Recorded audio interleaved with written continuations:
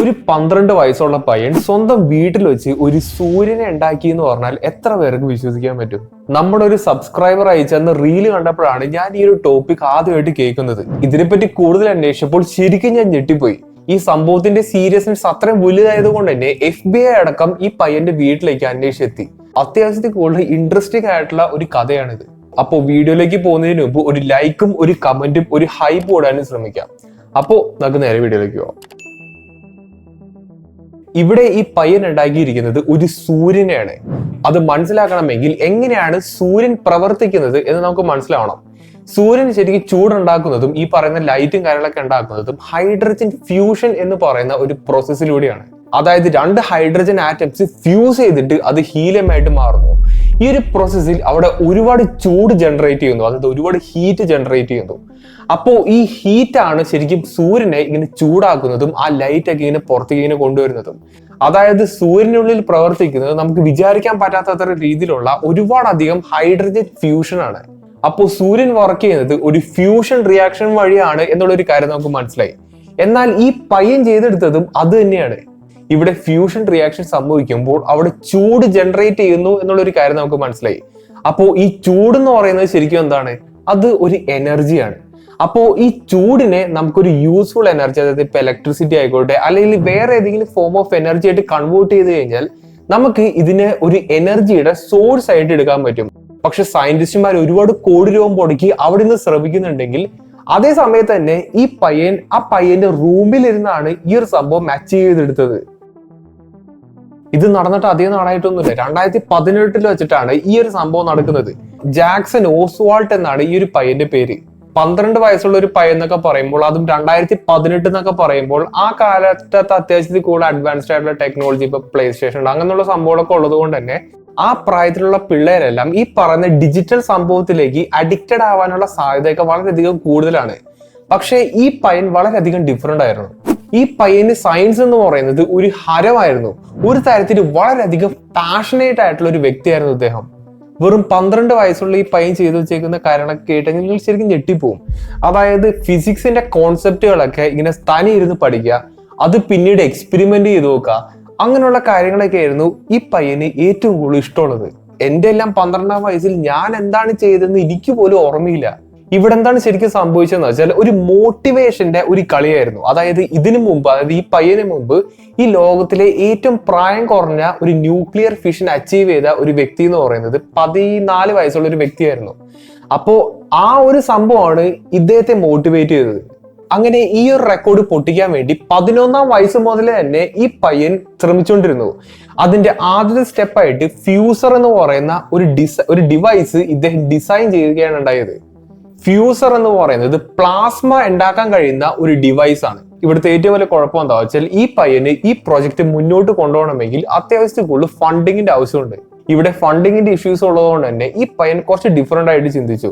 അതായത് സ്ക്രാപ്പ് യാർഡിൽ നിന്ന് ഒരുപാട്, അതായത് ആക്രി കടകളിലൊക്കെ പോയിട്ട് ഒരുപാട് സാധനങ്ങളൊക്കെ ഇങ്ങനെ കളക്ട് ചെയ്യുകയും ഇബേയിൽ നിന്ന് ഒരുപാട് പാർട്സ് ഒക്കെ കളക്ട് ചെയ്യുകയും, അതായത് ഈ പയ്യൻ ഡിസൈൻ ചെയ്ത ആ ഒരു ഫ്യൂസർ എന്ന് പറയുന്ന ആ ഒരു സംഭവം ഉണ്ടാക്കിയെടുക്കാനുള്ള എല്ലാ പാർട്സും ഇവന് കഴിയാവുന്നതുപോലെ ഇവൻ കളക്ട് ചെയ്തു.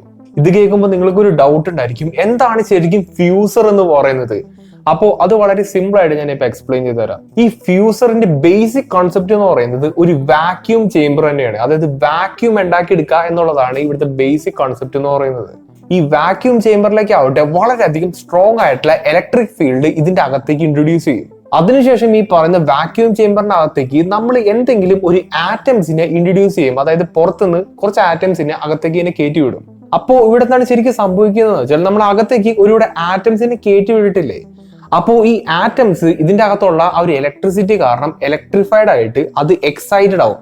ഈ ആറ്റംസ് എക്സൈറ്റഡ് ആവുമ്പോൾ ഇത് വളരെയധികം സ്പീഡിൽ ആക്സിലറേറ്റ് ചെയ്യാനുള്ള സാധ്യതയുണ്ട്. അങ്ങനെ ഒരുപാട് ആറ്റംസ് വളരെയധികം വേഗത്തിൽ ഇങ്ങനെ ആക്സിലറേറ്റ് ചെയ്തുകൊണ്ട് പോകുന്ന ഒരു ചേംബർ ആണ് ശരിക്കും നമുക്കിവിടെ കാണാൻ കഴിയുന്നത്. അങ്ങനെ ഈ പറയുന്ന ആറ്റംസ് തമ്മിൽ ഇങ്ങനെ കൂട്ടിമുട്ടാനുള്ള സാധ്യതയുണ്ട്, ഇങ്ങനെ കൊളൈഡ് ചെയ്യാനുള്ള സാധ്യതയുണ്ട്. ഇവിടെ ഈ 2 ഐറ്റംസും കൂടി കൂട്ടിമുട്ടുമ്പോൾ അവിടെ ഫ്യൂഷൻ നടക്കും. അപ്പോൾ ഇവിടെ ഫ്യൂഷൻ നടക്കുമ്പോൾ അവിടെ വലിയ ലാർജ് എമൗണ്ട് ഓഫ് എനർജി അതിങ്ങനെ പ്രൊഡ്യൂസ് ചെയ്യും. അതായത് സൂര്യൻ എങ്ങനെയാണ് വർക്ക് ചെയ്യുന്നത്? 2 ഹൈഡ്രജൻ ആറ്റംസ് ഇങ്ങനെ കൊളൈഡ് ചെയ്തിട്ട് ഇത് ഫ്യൂസ് ചെയ്തിട്ട് ഇത് ഹീലിയമായിട്ട് മാറുകയും അതോടൊപ്പം തന്നെ ഒരു ഹ്യൂജ് എമൗണ്ട് ഓഫ് എനർജി ഇങ്ങനെ പ്രൊഡ്യൂസ് ചെയ്യും, ഹീറ്റ് ആയിട്ടും ലൈറ്റ് ആയിട്ടും. അപ്പോൾ അതേ സംഭവം തന്നെ ഇവിടെ നമുക്ക് ഉണ്ടാക്കിയെടുക്കാൻ പറ്റും, ആർട്ടിഫിഷ്യലി ഉണ്ടാക്കിയെടുക്കാൻ പറ്റും. അങ്ങനെ ഈ പയ്യൻ ആക്രി കടയിൽ നിന്നും അവിടെ നിന്നൊക്കെ മേടിച്ച ഒരുപാട് സ്ക്രാപ്പ് മെറ്റീരിയൽസ് ഉപയോഗിച്ച് ഈ സംഭവത്തെ ഉണ്ടാക്കിയെടുക്കുകയും ഈ പറയുന്ന ആ ഒരു ഫ്യൂഷൻ റിയാക്ഷൻ സക്സസ്ഫുള്ളി അച്ചീവ് ചെയ്തു എന്നുള്ളതാണ് ഇവിടുത്തെ വാസ്തവം. അതായത് ഈ പയ്യൻ ഇവിടെ ഒരു പവർ പ്ലാന്റ് ഉണ്ടാക്കിയെടുത്തു എന്നല്ല പറയുന്നത്, ഈ പയ്യൻ സക്സസ്ഫുള്ളി ഒരു ന്യൂക്ലിയർ ഫ്യൂഷൻ അച്ചീവ് ചെയ്തെടുത്തു. അത് എവിടെ വെച്ചാന്നുള്ള ഒരു കാര്യം നിങ്ങൾ ആലോചിക്കുക. അത് എന്തുകൊണ്ടാണ് ഈ പയ്യൻ അത് ഉണ്ടാക്കിയെടുത്തത് എന്നുള്ള ഒരു കാര്യം നിങ്ങളൊന്ന് ആലോചിച്ച് നോക്കുക. അതിനെല്ലാം ഉപരി ഈ പയ്യന്റെ പ്രായം കൂടി നിങ്ങളൊന്ന് ആലോചിച്ച് നോക്കുക. 11ാം വയസ്സിലാണ് ഈ പയ്യൻ ഈ പറയുന്ന സംഭവങ്ങളൊക്കെ ഉണ്ടാക്കി തുടങ്ങിയതും ഡിസൈൻ ചെയ്യാനൊക്കെ തുടങ്ങിയതും. അങ്ങനെ ഏകദേശം 1 വയസ്സ് കഴിഞ്ഞപ്പോഴാണ് ഈ പയ്യന് ഈ പറയുന്ന ഫ്യൂഷൻ റിയാക്ഷൻ സക്സസ്ഫുള്ളി അച്ചീവ് ചെയ്തെടുക്കാൻ പറ്റിയത്. ഒറ്റയടിക്ക് ആദ്യം തന്നെ ഉണ്ടാക്കിയപ്പോൾ സക്സസ്ഫുൾ ആയി എന്നല്ല ഇവിടെ പറയുന്നത്. ഒന്നുണ്ടാക്കി അത് ഫെയിലായി, പിന്നെ ഉണ്ടാക്കി പിന്നെ ഫെയിലായി. അപ്പോ ഓരോ ഫെയിലിയറിൽ നിന്നും ഇദ്ദേഹം പുതിയ പുതിയ കാര്യങ്ങളൊക്കെ പഠിക്കും. അങ്ങനെ ഫൈനലായിട്ട് കിട്ടിയിരിക്കുന്ന ആ ഒരു ഔട്ട്കമ്മിന്റെ അകത്ത് നമുക്ക് ഒരു ഫ്യൂഷൻ റിയാക്ഷൻ കംപ്ലീറ്റ് ആയിട്ട് ചെയ്യാൻ പറ്റി. ഇവിടുത്തെ വേറൊരു കോമഡി എന്താ വെച്ചാൽ ജാനുവരി 19, 2018 ഈ പയ്യന്റെ ബർത്ത്ഡേ എന്ന് പറയുന്നത്. അപ്പോ ഇവന്റെ ബർത്ത്ഡേക്ക് കുറച്ച് മണിക്കൂറുകൾക്ക് മുമ്പാണ് ഈ പയ്യനെ ഈ പറയുന്ന ഫ്യൂഷൻ റിയാക്ഷൻ ഇങ്ങനെ കംപ്ലീറ്റ് ചെയ്തത്. അതിന്റെ മീനിങ് എന്താ വെച്ചാൽ അവന്റെ ബർത്ത്ഡേ കഴിഞ്ഞിട്ടാണ് ഈ പറയുന്ന റിയാക്ഷൻ, ഇപ്പൊ കുറച്ച് മണിക്കൂറുകൾ കഴിഞ്ഞിട്ടാണ് ഈ ഫ്യൂഷൻ റിയാക്ഷൻ കംപ്ലീറ്റ് ചെയ്തതെങ്കിൽ 13ാം വയസ്സുള്ള ഒരു പയ്യനായിരിക്കും ഈ പറയുന്ന റെക്കോർഡ് ഇട്ടിട്ടുണ്ടാവും. അപ്പൊ മുമ്പ് 14 വയസ്സായിരുന്നു, അത് 13 ആയനെ. പക്ഷെ ജസ്റ്റ് കുറച്ച് മണിക്കൂറിന് വ്യത്യാസം വന്നതുകൊണ്ട് ഈ പയ്യൻ 12ാം വയസ്സിലുള്ള ഒരു പയ്യൻ ഇങ്ങനത്തെ റെക്കോർഡ് ഇട്ടു എന്നുള്ളൊരു കാര്യമാണ് ഇപ്പോൾ വന്നിരിക്കുന്നത്. ഇവിടെ ഈ പയ്യൻ ഫ്യൂസ് ചെയ്തിരിക്കുന്നത് 2 ഡിറ്റീരിയം ആറ്റംസ് ആണ്. ഡിറ്റീരിയം എന്ന് വെച്ചാൽ ഹൈഡ്രജന്റെ ഒരു ഐസോടോപ്പ് ആണ്. അതിനുശേഷം ഈ പയ്യന്റെ സയൻസ് എക്സ്പെരിമെന്റ് ഒരുപാട് സയന്റിഫിക് ഓർഗനൈസേഷൻ വന്ന് വിലയിരുത്തുകയും അവസാനം ഈ പയ്യന് ഒരു ഗിന്നസ് വേൾഡ് റെക്കോർഡ് അടക്കം കൊടുത്തു. ന്യൂക്ലിയർ ഫ്യൂഷൻ അച്ചീവ് ചെയ്ത ഏറ്റവും പ്രായം കുറഞ്ഞ വ്യക്തിയായി മാറി ഇദ്ദേഹം. അങ്ങനെ കാര്യങ്ങളെല്ലാം വളരെയധികം ഭംഗിയായിട്ട് നടന്നുകൊണ്ടിരിക്കുമ്പോഴാണ് വേറൊരു സംഭവം സംഭവിക്കുന്നത്. അതായത് ഈ പയ്യൻ അന്വേഷിച്ച് FBI ഈ പയ്യന്റെ വീട്ടുമുറ്റത്തേക്ക് വരുന്നു. ഈ ന്യൂക്ലിയർ ഫ്യൂഷൻ എന്നൊക്കെ പറയുമ്പോൾ കേൾക്കാൻ നല്ല രസമുള്ള ഒരു കാര്യം തന്നെയാണ്, പക്ഷെ അത് അത്യാവശ്യം ഡേഞ്ചർ ആയിട്ടുള്ള ഒരു സംഭവം തന്നെയാണ്. അവിടുത്തെ ഏറ്റവും വലിയ അപകടം എന്ന് പറയുന്നത് റേഡിയേഷൻ ആണ്. അപ്പോൾ FBI എന്തിനാണ് വന്നതെന്ന് വെച്ചാൽ ഈ പറയുന്ന ഈ പയ്യൻ ഉണ്ടാക്കിയിരിക്കുന്ന ആ ഒരു സംഭവത്തിൽ നിന്ന് എന്തെങ്കിലും റേഡിയേഷൻ ഒക്കെ എമിറ്റ് ചെയ്യുന്നുണ്ടോ, അതായത് ഈ പയ്യൻ അവിടെ സേഫ് ആണോ എന്നൊന്ന് അന്വേഷിക്കാൻ വേണ്ടിയിട്ടാണ്.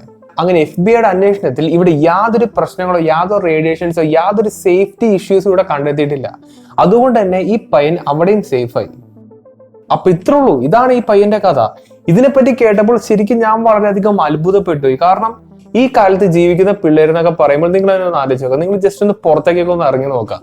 അപ്പോൾ എല്ലാവരുടെ കയ്യിലും ഒരു സാധനം വെച്ചുകൊണ്ട് ഇങ്ങനെ തോണ്ടിക്കൊണ്ടിരിക്കുന്നത് കാണാൻ പറ്റും. അപ്പോ അങ്ങനെയുള്ള ആൾക്കാരുടെ ആ ഒരു ഡോപ്പമീൻ നിറഞ്ഞ ആ ഒരു മനസ്സുകളിൽ ഇങ്ങനെ ചില വ്യക്തികളുണ്ട് എന്നുള്ളൊരു കാര്യമാണ് ശരിക്കും റിയാലിറ്റി.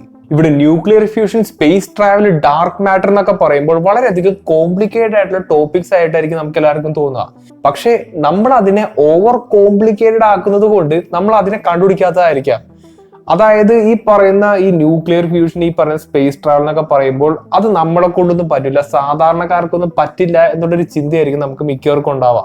ഇതിൽ ഒളിച്ചിരിക്കുന്ന ഫിസിക്കൽ കോൺസെപ്റ്റുകളൊന്നും നമുക്കൊന്നും മനസ്സിലാവില്ല എന്നുള്ളൊരു ചിന്തയായിരിക്കും ഒട്ടുമിക്കവർക്കും ഉണ്ടാവുക. പക്ഷെ ഇവിടുത്തെ വാസ്തവം എന്താ വെച്ചാൽ ഇതെല്ലാം വളരെ വളരെ സിമ്പിൾ ആയിട്ടുള്ള ഫിസിക്കൽ കോൺസെപ്റ്റുകൾ തന്നെയാണ്. ആർക്ക് വേണമെങ്കിലും വളരെ എളുപ്പത്തിൽ മനസ്സിലാക്കി എടുക്കാനും കഴിയും. ശാസ്ത്രം എന്ന് പറയുന്നത് ഈ പറയുന്ന പോലെ സ്വിച്ച് ഇടുമ്പോൾ ആൻസർ കിട്ടുന്ന ഒരു സംഭവം എന്നല്ല. അത് ഒരുപാട് വർഷങ്ങളായിട്ട് നീണ്ടുപോകുന്ന ഒരുപാട് ട്രയൽ ആൻഡ് എറർ പോലത്തെ ഉള്ള മെത്തേഡ്സിലൂടെ നമുക്ക് ഇപ്പൊ കിട്ടുന്ന, നമ്മളിപ്പോ വിശ്വസിച്ചു വരുന്ന ഒരുപാട് കോൺസെപ്റ്റുകളൊക്കെ ജനിക്കുന്നത്. അപ്പൊ നിങ്ങൾ ഇതേപോലെ എന്തെങ്കിലും വളരെ ഇൻട്രസ്റ്റിംഗ് ആയിട്ടുള്ള ഒരു സയൻസ് എക്സ്പെരിമെന്റ് ചെയ്തിട്ടുണ്ടെങ്കിൽ അത് മാക്സിമം ഒന്ന് കമന്റിൽ ഷെയർ ചെയ്യാൻ നോക്കാം. അപ്പോൾ നല്ലൊരു ടോപ്പിക്കായിട്ട് ഞാൻ അടുത്ത വീഡിയോ കാണാം.